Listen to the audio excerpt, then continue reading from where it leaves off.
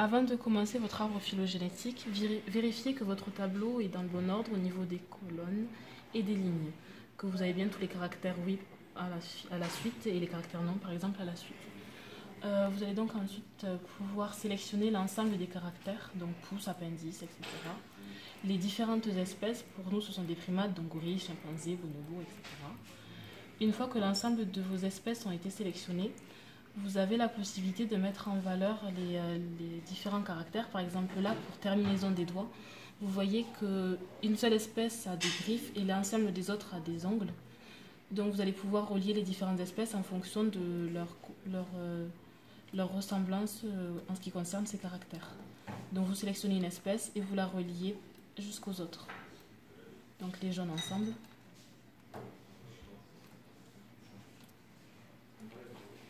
Une fois que l'ensemble des espèces qui ont des caractères communs ont été rapprochés, vous allez donc pouvoir passer au caractère suivant. On a commencé par terminaison des doigts et on peut maintenant passer au pouce. On observe que pour pouce et terminaison des doigts, les espèces restent dans les mêmes groupes. Donc tout ce qui est en jaune reste en jaune et celui qui est en bleu reste en bleu.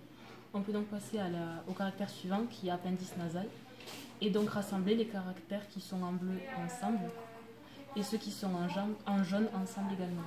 Les relier pour obtenir un autre groupe d'espèces.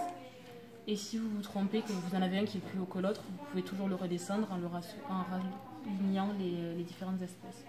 Donc, on peut donc faire ainsi avec l'ensemble des caractères, terminaison des doigts, pouce, appendice, nasal, etc.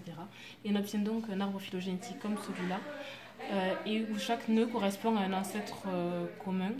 Et on aura la possibilité de rajouter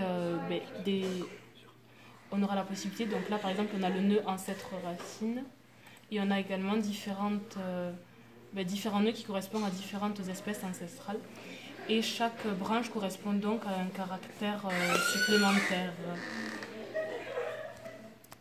Donc comme je vous le disais, on voit qu'on a différents nœuds qui correspondent à différentes espèces et là pour les différents caractères, terminaison des doigts et pouce, on voit que les espèces restent reliées de la même façon.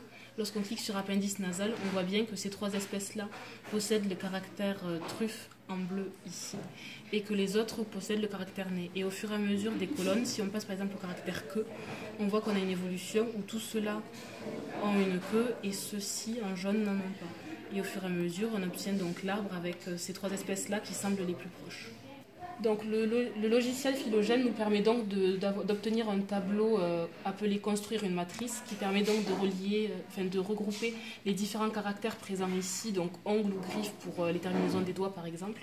On a ensuite en remontant là la possibilité de revenir à la sélection des collections, donc soit les primates, les hominidés, les échinés, etc.